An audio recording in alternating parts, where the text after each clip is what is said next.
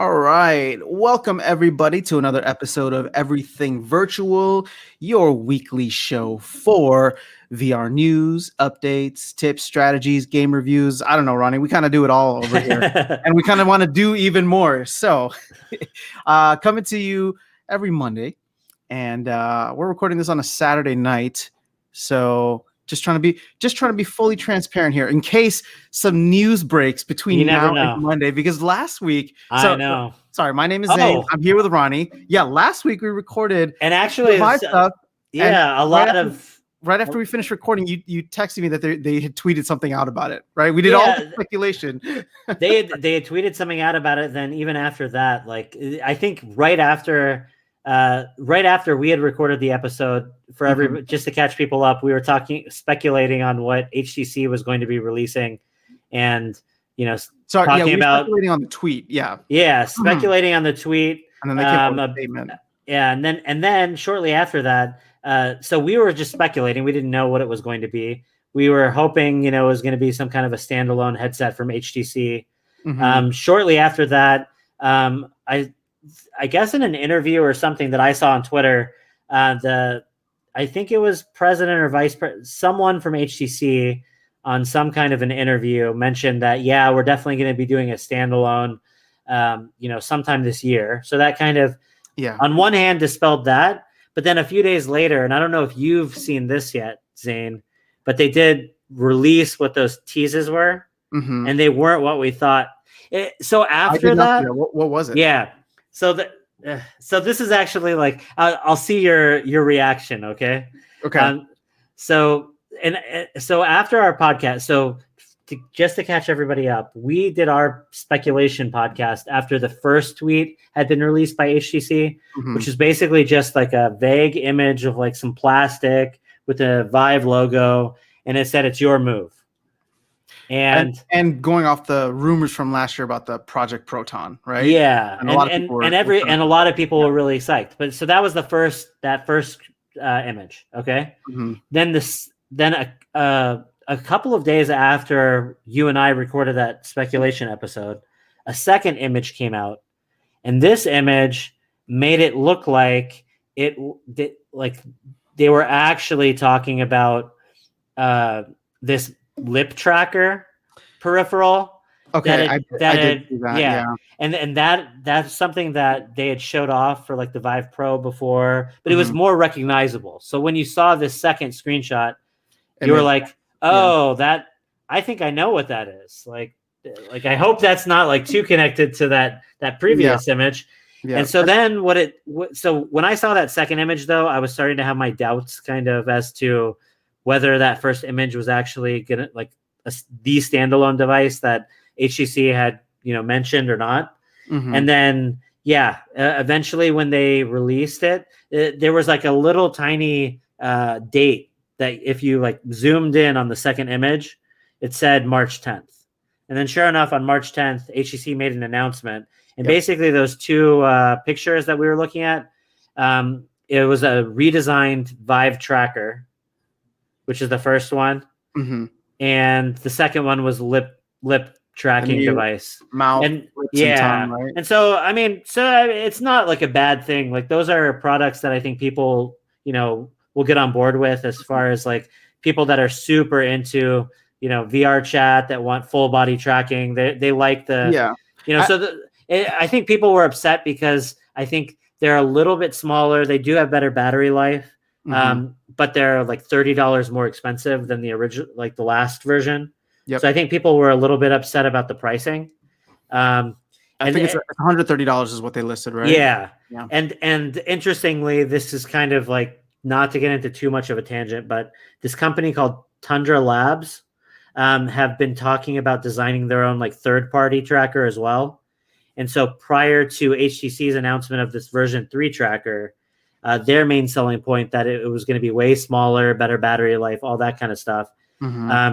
So now they just that third party Tundra Labs just released the price on their third party trackers, and I mean it's kind of more along the lines of the last tracker prices. So they're about $95 a pop, which is like not bad either. But I think people were also disappointed on that. Like at the end of the day, like I think people that get into trackers are kind of the more hardcore people. Of course. And I think a lot of people are hoping to either A, these prices will drop so that more people can get in on it, or B, just, it seems like the people that are sold on the idea of full body motion tracking have already invested. And then there's a lot of potential people that could dabble in it maybe, but aren't willing to unless it's super cheap. And then there's like that third, that last viewpoint that like all of this is kind of like, who cares? Because this is like only for the hardest of the hardcore, really.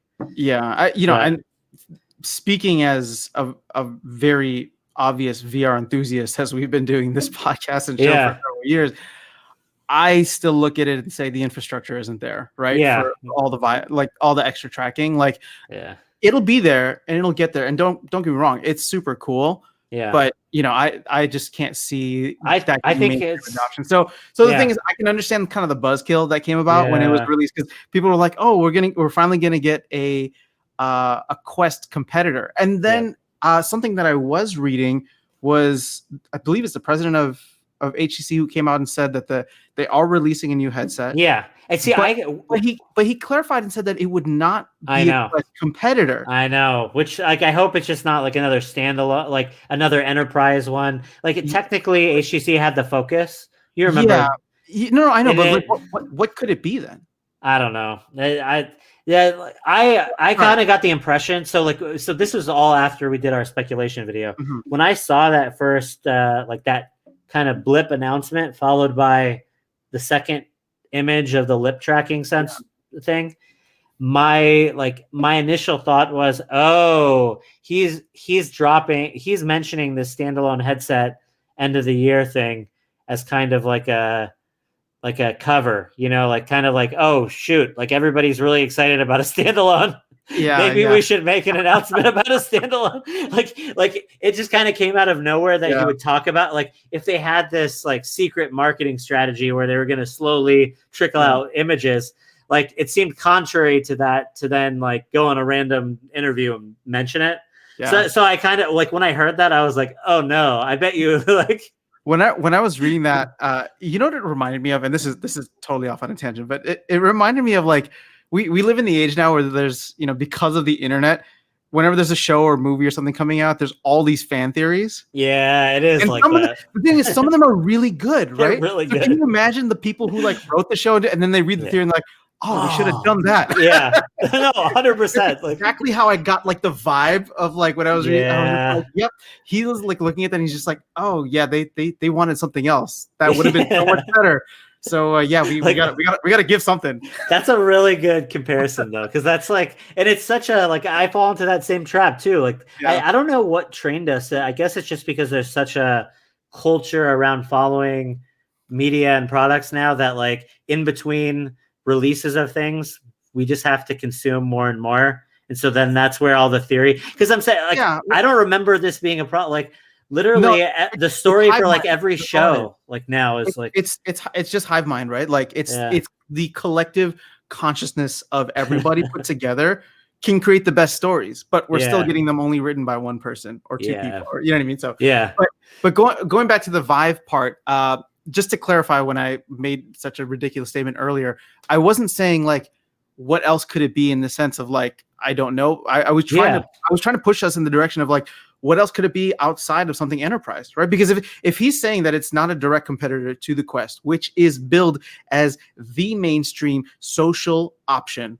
then the only other thing that I can see outside of like him directly saying like it's not in competition because it's not as good, it's priced too high, but it's for the same demographic. The only thing that I could see is them going even harder on the enterprise side, which we know HTC has done. Right, so with the Vive Pro, either way,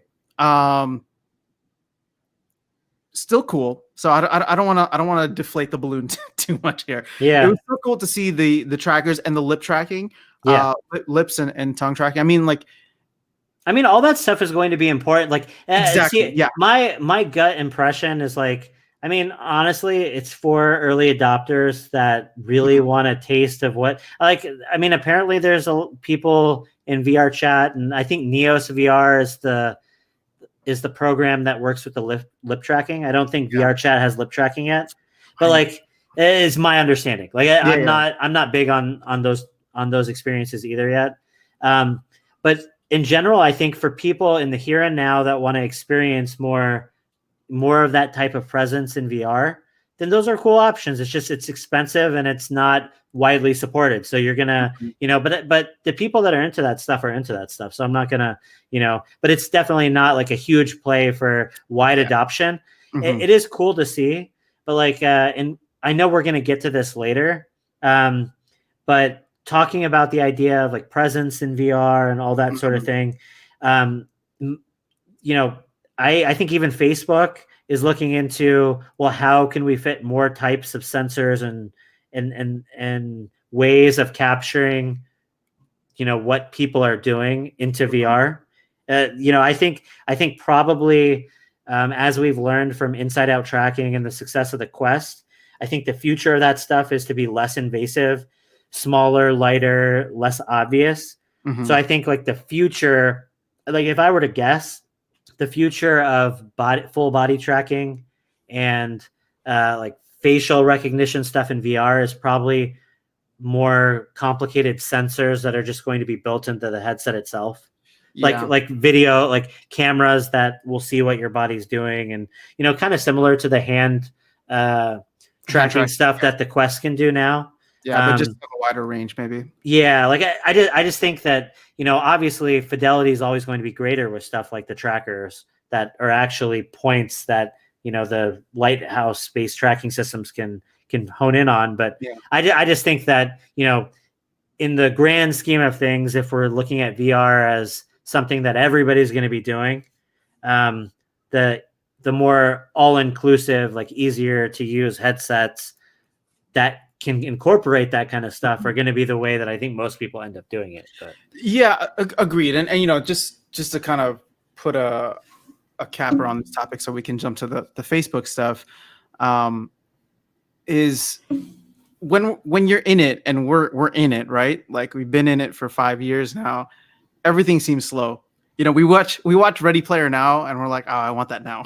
Ready Player One, yeah. Sorry, Ready Player One, yeah. Yeah. What did I say? Ready Player. You said Ready Player Now. you really want it now. I literally ate my word. Yeah. Ready Player One, and we want that now, right? Yeah. But we knew that this stuff was coming, and the fact that it's arriving here, even in the first early adoption form, it's encouraging. It's encouraging to see that it's there and that it will only get better, right? They're releasing this now, which means that the tech is ready for consumer adoption, and that it will only improve from here. So that to me is exciting in the long run. Yeah, I agree. And in all honesty, like looking at like the trajectory of where things have gone, I think it's progressed more in ways that I wasn't anticipating and less in other ways. Like when we first started this podcast and we were talking about where we wanted to see, the Vive 2 go, or the next Facebook, Oculus headset, or like we were always just so focused on the hardware and like the technical side of things, like what the capabilities of the headsets would be. And that stuff has certainly improved, and it's continuing to improve. We know they're working on stuff.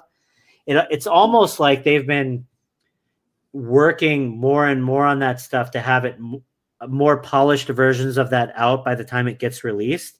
And in the meantime, they've been doing all of these like especially Facebook has been doing so much infrastructure in terms of like really developing their Quest software base, software platform, and really like honing in this idea of the standalone headset. Like the idea of a standalone headset wasn't even really a thing when we were talking about where we wanted to see headsets going. So I feel like it's almost like they took a detour. We were talking about getting rid of the tether, right? Yeah, we were. So exactly. So this is an extension of that. But I when you really stop to think about it, like Facebook's platform is so much more developed on the Quest now than it was when we were looking at the Rift initially, like on the PC.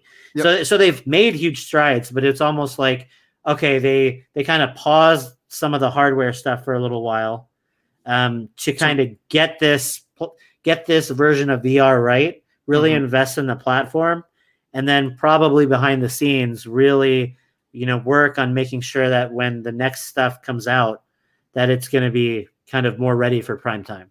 That's the impression I get. But agreed. And I mean, so let's just dive right into this now. A lot of the Facebook and Oculus stuff we're talking about is derived from an interview that was done with Mark Zuckerberg, the CEO of Facebook, who owns Oculus, for those who don't know.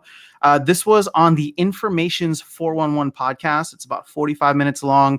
And I think Ronnie would agree with me in terms of just being well worth the listen.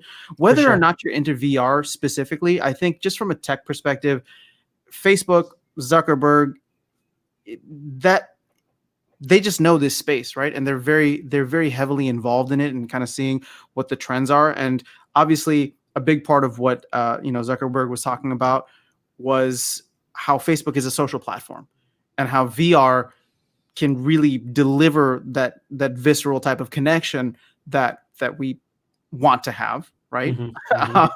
And those of us who are in VR have experienced that to some degree. So, Ronnie, you had sent me this earlier in the week, and we both had a chance to listen to it. You were super excited. What are some of your biggest takeaways? Yeah, well, I mean, I took lots of notes. I didn't really categorize these at all, but let's just go through it. Yeah, I mean, so just not going off my notes, my first impression is that I thought it was really cool to listen to him talking about presence as a concept, because in the early days of consumer VR, like in 2014-ish, moving on to 2016 when the Vive and the Rift were released, you heard Valve and others from Oculus talking about the idea of presence as well, heavily, when they were pitching VR as an idea. And that's just the sense that really what VR can deliver at its best is the sense that you're actually in a place with someone else or in a place interacting with a virtual world, but nonetheless that you're somewhere else, that you're somewhere in that space. And we talked a lot, over the years, I feel like we've gotten into the nitty-gritty details of what makes something, gives something a strong sense of presence, and, what works, what doesn't in VR. And and in a lot of ways, the games that we've played focus on this stuff, and the ones that are really good always have that idea in mind. But it was just interesting to hear him double down on that concept again. Yeah. And so in a lot of ways, it kind of makes me feel this reaffirms my idea that we're still in the early days, that we're still getting there, because we still haven't, even though we're getting closer, we're still not, we haven't fully realized that idea of true presence. And I think it also shows you how spoiled we've become, because things that when we first tried VR in 2015 and 16 that just floored us, now we're looking for that little bit more, right? It's like that uncanny valley of hit me again. Yeah. So I totally agree though. Not to get too needy or too, spoiled, but it's going to be amazing when VR is, this is their vision and this is what they want out of VR, and Facebook's putting tons of resources into it. Yep. They want you to be able to put on, either a headset or eventually some form of glasses, and just talking about VR, but Zuckerberg talks about AR a lot too, and we can talk about their kind of combined vision of how AR and VR are really the same thing. But just the idea that I feel like that would trigger some people, but I understand where you're coming from. But just the idea that if I wanted to be here with you, that I could throw on my headset with no hassle and feel like you're just here hanging out with me in my room. Yeah. And I think that that's possible. They're definitely working on technologies behind the scenes, trying very hard to make that possible, with the eventual idea that yeah, you'll just be able to teleport around. Like if you want to be in a space with someone that's far away and you don't want to have to actually travel, like there's going to be a lot of instances where you want to be somewhere else or be with someone else and have that same kind of feeling, and but not have to actually physically go over there, and they want the technology to be that good, right? Yeah. That's awesome. That's so cool.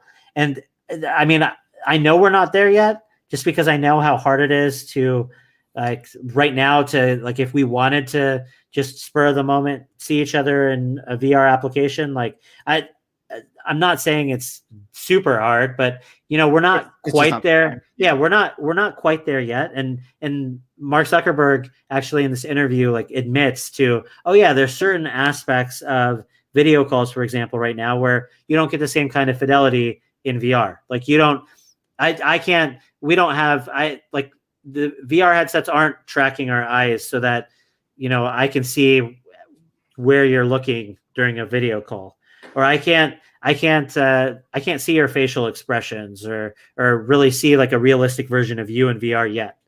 But imagine when those things get there to where you are actually very realistically represented in VR. How amazing it'll be to actually be there in a room. And I kind of agree. Some of the stuff he gets to is just how, since COVID began, they have done some of their meetings in VR. And obviously there's limitations like I just mentioned, that he does mention. But some of the things that, people don't really always think about being in a space with someone that really leaves an impression is that our brains are made to take more information out of a meeting with someone than just what's being said, like over a webcam. And so, I mean, and I've experienced this too when I've done things with you or Damon in VR in the past. You do create different types of memories around being in an environment with someone than you do just like on a flat screen on a Zoom call with a bunch of boxes, right? Yeah. And so, and I don't think anyone will. I mean, now that we've been doing so much work from home, for all the amazingness of like not having to make the commute and being able to have more flexible schedules, like I don't think there's anyone that would deny that there aren't some things, like there aren't those moments when you're like, man, I wish I could just go to the office to do XYZ, or like there's certain things that like being in the presence of people can help with, right? Of course. So like, I mean, I like working remotely so much that, man, wouldn't it be amazing if like those last reasons to have to go to the office were just like completely eliminated by some form of technology that made it unnecessary? So, yep. I mean, that's where they're going, right? Like, yeah. Like I feel, if I was in the Facebook or Oculus boardroom and COVID happened, like it would just be like this missed opportunity that's like, if this pandemic had just held on maybe like a couple more years, like we could have really just upended the entire business travel industry, right? Like it just would have been. So I don't know. I mean, I'm of the mindset, like, not to be a super pessimist, but like, man, like not to be a pessimist, but I mean, if this happened now, like, who's to say this isn't going to happen again in 10 years or 20 years or what? Like my point is, if I was working in Facebook, yeah, it's a missed opportunity in terms of, man, like we weren't quite ready for this type of an event to happen with this technology. But I mean, then again, they're working really hard. Like, what can they do? Right. Well, like this gives you motive though. Like, we need the technology to be there so that if stuff like this happens in the future, we don't have to, like, things aren't disrupted to the extent that they were. No, right? Agreed. And we kind of touched upon this, or I remember bringing it up in a recent or previous episode that we did, where it's just like the world wasn't ready for it yet because the hardware wasn't widely distributed. But if it had happened in 5, 10, I don't know how many years until it's there, like I was talking about how Zoom went from being only something people in, trendy offices knew to everybody's grandma. Zoom became a household name. Whereas like Facebook meetings or whatever they want to call it, right? Facebook Connect, whatever app they design for this, once it's fully there, like that would have been the thing had we've been at that point. So yeah, I mean, I'm 100% with you. I think like it's very exciting to see what they're doing. And it's something interesting that I wanted to share was a statistic that I came across that Facebook now has 20% of their workforce working in VR. Yeah, and I also saw the other number being about I saw 10,000. About 10,000. That's what I saw 10,000. too. Yeah, which is a lot of people. It comes out to 20. So that to me, like, we talk about Facebook investing a lot in this, right? Yeah. The thing is, you can invest money, and money is I don't want to call it a what's the word I'm looking for? It's not just like a superfluous like resource, right? Like money is money, but you can always like get more money or allocate money differently. What you can't really allocate is the time that your employees are spending working, right? So, that's not as easy to. I guess you can totally reallocate it. The point that I'm trying to make is that when you're taking people's time, the time that you are paying these people for, and putting that towards this, like, that just shows the amount of brain power that's going. And it's not just throwing money at the problem. It's throwing people, it's throwing manpower, brain power. Like, so it's not just, it's a resource that's being actively implemented right now. The people have their heads down, like, trying to work out these hard problems that we're talking about. That's what I agree. Like, anything, like, if there's anything to get out of this interview with Mark Zuckerberg, which, like we mentioned before, is super fascinating, I think it's that Facebook is working very hard behind the scenes on a number of problems that they believe are key in order for us to have workable AR and VR in the future. And the reason the reason Mark Zuckerberg mentioned those two things together, and the reason I'm doing it now, is because I feel like they see a world where AR could eventually just replace most of the computing platforms that we use. Like, it's not going to be immediate. And he talks about that too. There's going to be transition periods. There's going to be times where you need other types of devices, just like we use multiple devices now. Yeah. But the key is, it makes sense that eventually, if the technology gets there will be a time where we can use, hopefully, some form of AR headset that replaces a lot of the screens and computing devices that we use now. And just like now, where you'd be kind of surprised if you sat down and looked at, like, how much of your time is actually being immersed in some form of media, be it like your brain glued to a TV in your living room, or like like invested in a game of Fortnite or whatever it is, right? Like there's many hours of the day that people are dedicating to being fully immersed in their media. And so Mark Zuckerberg kind of wanted to make it a point to say, hey, like, I'm not sure, like, if these other companies are downplaying VR just because they think of AR as being this more useful, like, melding into the rest of your world type of device. But, I wouldn't undersell the capability of those systems being able to deliver fully immersive experiences, because that's something that people do a lot. Like basically, when you have a device that will be able to do everything, the VR capabilities of those devices are going to be utilized a lot. Yeah. Just basically. You said something earlier that I kind of not jab. What's the word? I just like give you a hard time for with like VR and AR are the same thing, right? Yeah. And ultimately, like, at some point the hardware will merge, right? Yeah. And again, I know I'm pointing to a science fiction movie, but like Ready Player One, because I just watched Ready Player One again recently, so it was a lot of fun, and it's kind of fresh in my brain. But it was like goggles that were transparent, right? You could see the person's eyes, but what it would do, and not that they necessarily showed this in the movie, but in my mind, it's just like, okay, what will the XR goggles of the future look like? Probably something like that, which would either let you see into the real world, because it can be a clear, transparent lens that will artificially or throw on augmented reality items into whatever you're looking at, or the screen can black itself out and give you the full VR experience, right? Whatever the case is, it will merge at some point, just because it will not make sense to have two of these, to have two different headsets. Now, the thing is, will they merge in the next 5 years? Probably not. 10 years? I don't know. 15, 20, more likely. But we'll see where things kind of trend in that direction.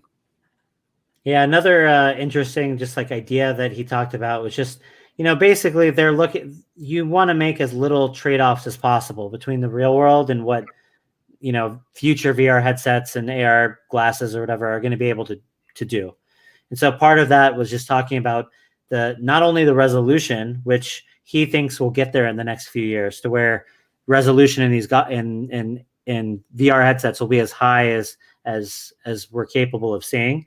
Mm-hmm. But really, it almost sounded like the thing that's more tricky, besides varifocal lenses, which we've talked about before, being able to focus on different objects when you look at them, is HDR, and just the idea that our eyes can see varying degrees of brightness and darkness, and on a degree that's like not reproducible yet on screens. Mm-hmm. And it just made me realize like all of what he was talking about rings very true to someone that spends a lot of time in VR. Because why don't I spend more time in VR? Or why I've spent a ton of time over several years in VR, right? But I'm not one of those people that like, I'm just not sitting around with a headset on my head like 5 hours of the day, right? Well, like what is the reason for some of that? And definitely it's the real world is super convincing, right?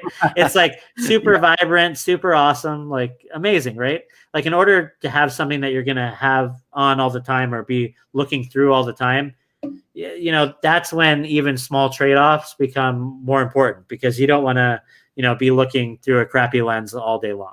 Mm-hmm. So, I mean, just think about like how annoying it is when your glasses have like a tiny bit of like smearing or fogging on them or something, like how much you're like, it drives you crazy, right? Yeah. Like, so yeah, I mean, this definitely hammers home the idea that there's still a lot of work to be done, Mm-hmm. but they're definitely thinking hard about it. They definitely are asking the right questions. And I feel like the stuff that we're seeing shows that we're getting closer and closer. So it's just like you said, I mean, who knows? Like, it's kind of one of those things, like the more you know, the more you don't know.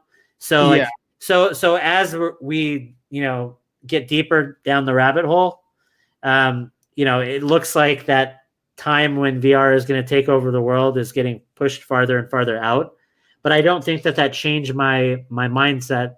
That doesn't change my mindset at all, that this is an inevitable kind of, if smart people and companies with big resources like Mm-hmm. Facebook continue to work on this technology, I think it definitely has the ability to kind of transform society and all the types of devices. Like if they keep working on this stuff and trying to find solutions to the problems that they're outlining right now, Mm-hmm. eventually this is going to lead to something that is very cool and different and more empowering than what we have now.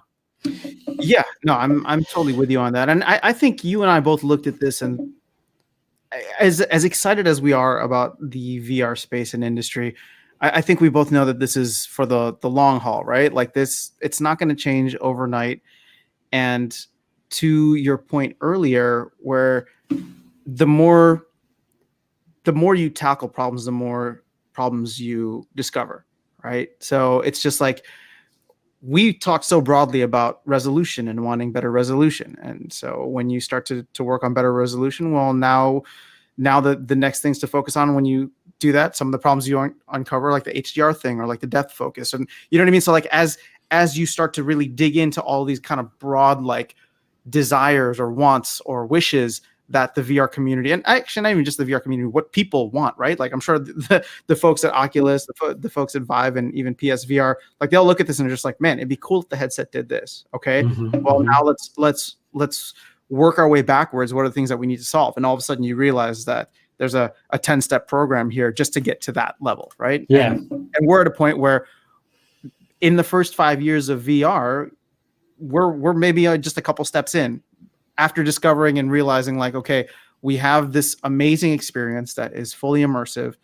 There are things that can be better. And some of those things involve stuff that is starting to get solved or has been solved now, in terms of, having standalone inside out tracking. Eye tracking is coming. Looks like lips and mouth tracking are coming as well. So there's a lot of stuff that is in development, it's just a very exciting time, right? Regardless, it's a very exciting time. I think you and I probably get wrapped up in this and look at it and be like, man, I wish this was here today.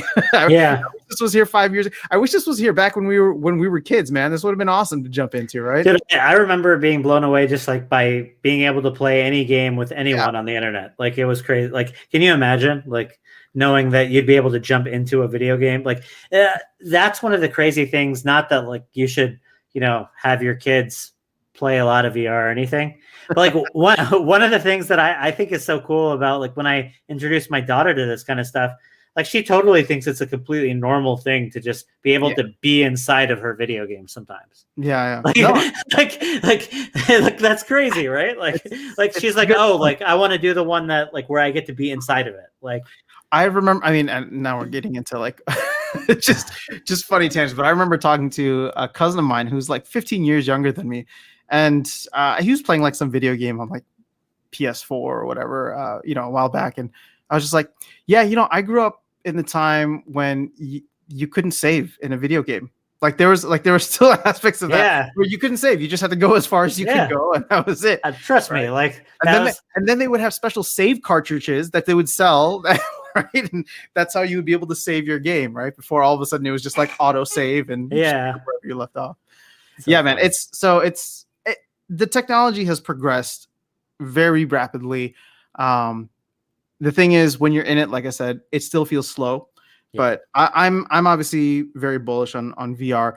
I know that the time frame can take a while, but overall, to me, the biggest things and the biggest takeaways from this were just the simple fact that we got to see almost like an inside peek into the mind or the kind of strategic planning behind what's happening at Oculus and what are some of the things that are important, right? And even if it's something like him just talking about presence, like if you've been in VR, that's what VR is. It's presence, right? But for him to kind of like articulate it in that way and say that being in VR automatically gives you the sense of presence, but we want to refine it and we want to make it incredible, right? See, that's what like for all the whatever ideas and takes that people have on Facebook and what they've done good or bad for VR.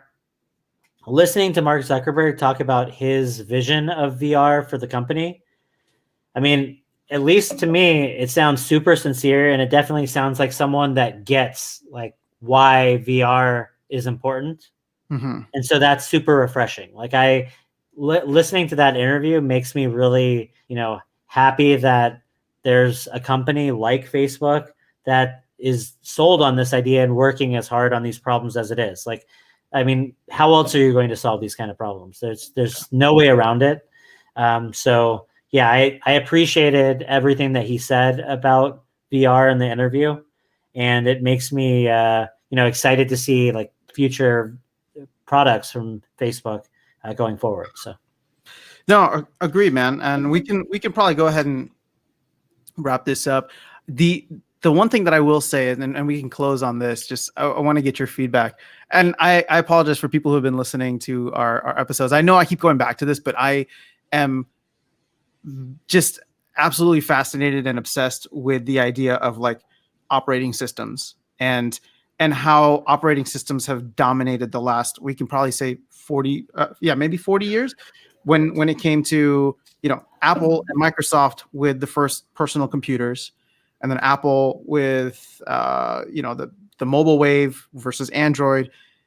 And where are we next with the next kind of devices that are going to, quote unquote, as Apple says, replace our phones, right? So we went from PCs and, laptops were kind of like the 1.5. Yeah, basically like Windows. Yeah, exactly. Yeah, where you had Microsoft and Apple kind of dominating. And then on the next level, Microsoft was there, but how many people use Windows phones, right? It's not as big as Android. And Apple will continue to dominate. So to me, I look ahead, and we've talked about this before, where it's like Microsoft is in the space, but they don't feel like they're really in the space, Yeah. And the thing is, we know that Apple is coming. When Apple comes, they're going to go hard, and their ecosystem is going to be built out to be fully integrated across their entire assortment of products. So to me, the only other operating system out there is Facebook, because PSVR is big, but PSVR is still just a gaming platform, right? Yeah. So no, that's what I mean. That, to be honest with you, and I know we're trying to wrap things up, but that was also part of the things I at least liked what Mark Zuckerberg had to say on these topics. Like, I'm sure at the end of the day, Oculus cares about making money. So like, yeah, so like I feel like he was kind of dodging that a little bit here in terms of like, well, like, how do they see themselves making money out of VR, that sort of thing. He kind of made the comparison to Google with Android, and that, yeah, probably Google makes some money off of Android, but it seems more like they're interested because they want the platform there for people to be able to develop. And so he kind of, like I said, I think that's probably too much of an altruistic, kind of unrealistic take on probably what Facebook is like, all of their plans related to VR operating system. But the parts that had to do with why they think it's important to, like, he mentioned they're investing in creating their own operating system. So right now the Quest does operate on some form of Android, but they're working behind the scenes to kind of scrap that and really make an operating system from scratch that's developed for VR. And same thing with silicon, kind of like what Apple's doing. They're trying, and the analysis that he gave that I really like to hear was the idea that, when we typically think of operating systems like Windows or Mac OS or iOS on phones, Android, we tend to think of just like the marketplace where apps are sold and that sort of thing.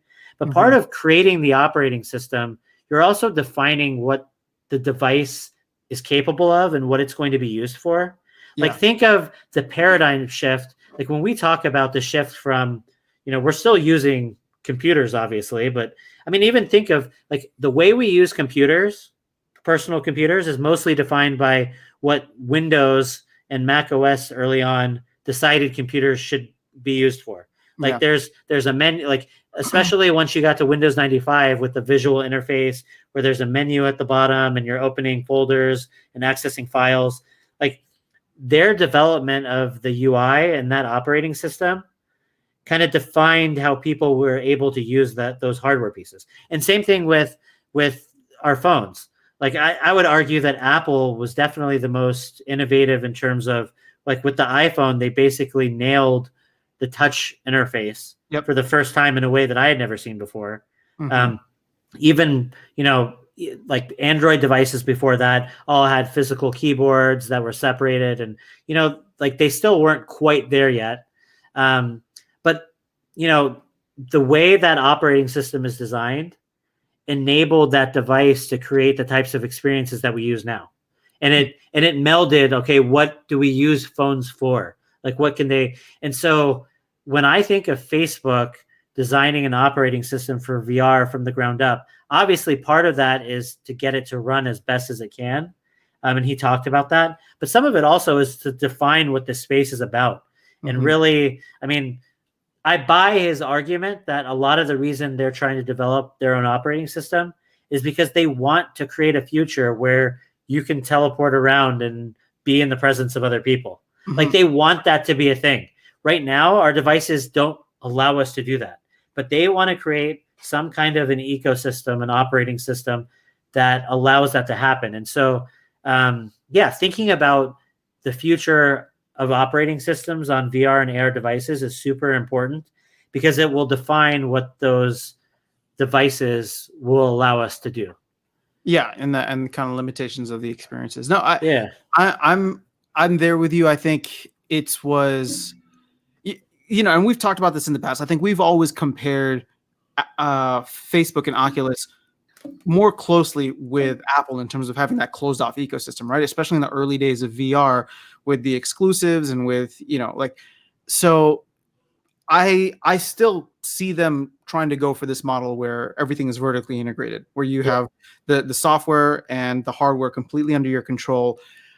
I'm not surprised kind of in how he mentioned or the context in which he mentioned Android. And then I don't believe he mentioned Apple, which was, an omission, especially looking at it through the lens that I'm kind of looking at it through. Yeah. I think the only mentions of Apple were from the interviewer. Yeah. Like Apple was brought up, but never by, but more. Yeah. So that's fair. But in the sense that, like, I don't see, and from Mark Zuckerberg's kind of reaction to it as well, in the way he said, yeah, that Android makes some money licensing their OS out, but it's what they want to do is be able to have full control over the OS and vertically integrate it with the hardware, right? Yeah. Like it's hard for me to see future headsets having direct access I agree to the Oculus software. You know what I mean? Yeah. No, we definitely haven't seen that yet. So I agree. I thought that was some of that was like I was bad. Like I wasn't sure exactly how that all jived with each other, but we're seeing this play out in real time. So it's just we'll continue to follow along. I think we've both been, and not to pat ourselves on the back, I'm just saying I think we've both been proven right in the theories that we've had about where Facebook and Oculus are trying to go. Mm-hmm.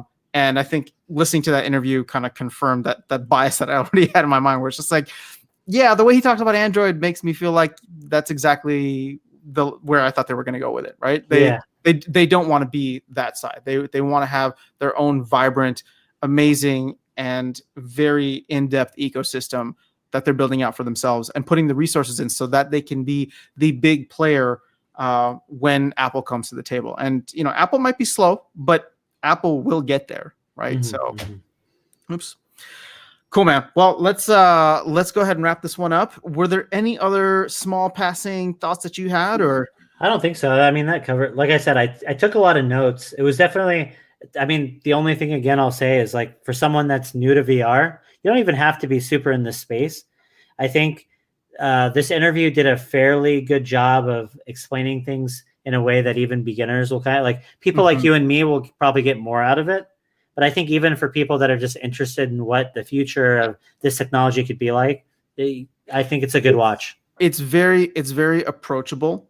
And in a sense where if you're just tangentially or like, related to the space, like, I think you'd be able to get something out of it. And if anything, it might cause an itch that'll cause you to scratch just a little bit deeper in certain areas that are interesting in terms of what's upcoming. So, all right, man, I'm like tripping over all my words tonight, so I don't know what's going on. Let's go ahead and wrap this one up here so I can get some sleep before we lose an hour this weekend. Oh, is that this weekend? That's this weekend. Yeah, I just found out for this call. I know. So I'm like tomorrow morning? Okay. Yep. I'm like, okay, so it's actually already 9:30 p.m. instead of 8:30. Man. Why do you have to make it such a bummer? I'm sorry, dude. I'm sorry. Well, for everybody else who's listening, though, you will have already lost. You would have already experienced it, so this shouldn't be a bummer for you, unless you just found out and you have been an hour late to everything that has happened since you have watched this. But once again, we want to say thank you so much for listening. If you are enjoying the podcast, an easy and free way to help is to subscribe, hit a thumbs up. Hit us up in the comments as well. And if you are listening to this as a podcast and not through YouTube, feel free to reach out to look at that. Feel free to reach out to us or tweet at us at Everything Vive on Twitter. And honestly, I mean, I'll just add real quick that, I mean, we're really trying to build up our YouTube channel. In addition, I mean, if you listen to our podcast, in audio form, great, continue to do that. But if you really like our content, it would be awesome if you could, go to YouTube, subscribe, thumbs up our content anyway. Just, we're trying to build a base there. And the more support that we're able to get to somehow get into the algorithm eventually would be nice. So, yeah. So, I mean, look, we just appreciate you guys. And the thing is, what's been nice about YouTube is the comment section. Yes. So for those of you who have been chiming in, we appreciate that because it's just fun to keep the conversation going and to get your insight. That's something that we didn't have with the podcast, that we weren't, it wasn't available to us when we were just doing this as an audio podcast for the first couple of years. So now that we're able to have a video portion to this and able to throw that up on YouTube, it's been a lot of fun for us to build out, and we're excited to continue building that out. So it's really motivating. So we appreciate like topics and feedback and everything. So it's honestly just fun for us. Like, if Ronnie and I didn't have to sleep or eat or do anything, we would probably talk about this. We didn't have like families or anything, like we would just talk about this 24/7 because we're that excited about it. So any chance we get to continue the conversation, we're always down for it. So, feel free to reach out to us on whatever channel you feel is best for you. And we're excited to hear from you guys. So thank you again for listening. Ronnie, you have a good night, rest of the weekend. And you too. Those of you who are listening to this and watching this, have an awesome rest of your week. We will be back with another episode very, very soon. I'll talk to you later.